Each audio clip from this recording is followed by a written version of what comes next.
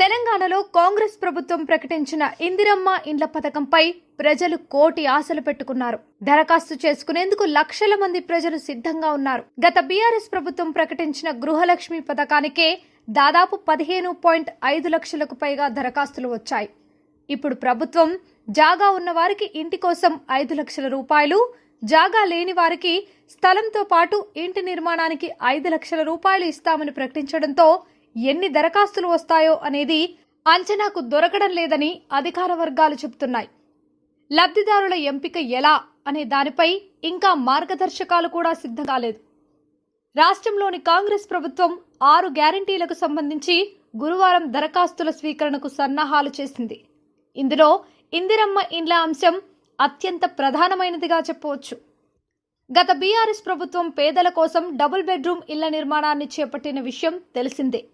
జాగలు ఉండి ఇల్లు నిర్మించుకోవాలనుకునే వారి కోసం 3 లక్షల రూపాయల చొప్పున ఆర్థిక సాయం అందించేందుకు ఉద్దేశించిన గృహలక్ష్మి పథకానికి భారీగా దరఖాస్తులు వచ్చాయి. ఈ పథకానికి బడ్జెట్లో 12,000 కోట్ల రూపాయలు కేటాయించిన గత సర్కారు దరఖాస్తులు ఆహ్వానించగా 15,58,610 దరఖాస్తులు వచ్చాయి. ఇందులో సుమారు 11 లక్షల దరఖాస్తులకు అర్హతలున్నట్టు గుర్తించారు. ఇందులో దాదాపు 2 లక్షలకు పైగా మంజూరు పత్రాలను కూడా అందించారు. ప్రస్తుత కాంగ్రెస్ ప్రభుత్వం తాజాగా ఇందిరమ్మ ఇండ్ల పథకాన్ని ప్రవేశపెట్టడంతో పాటు జాగలు ఉన్నవారు, జాగలు లేనివారు అందరూ దరఖాస్తు చేసుకోవాలని కోరింది. ఇదిలా ఉంటే మరోవైపు ఇందిరమ్మ ఇండ్ల కోసం లబ్ధిదారుల ఎంపిక, ఇళ్ల నిర్మాణానికి మార్గదర్శకాలు ఇంకా సిద్ధం కాలేదు.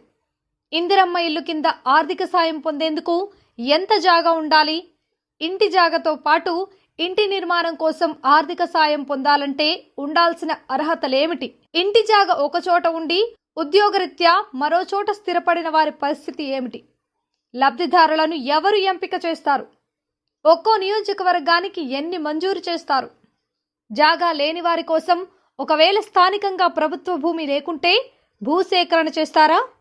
తదితర అనేక అంశాలపై మార్గదర్శకాలు వచ్చాకే స్పష్టత వచ్చే అవకాశం ఉన్నది.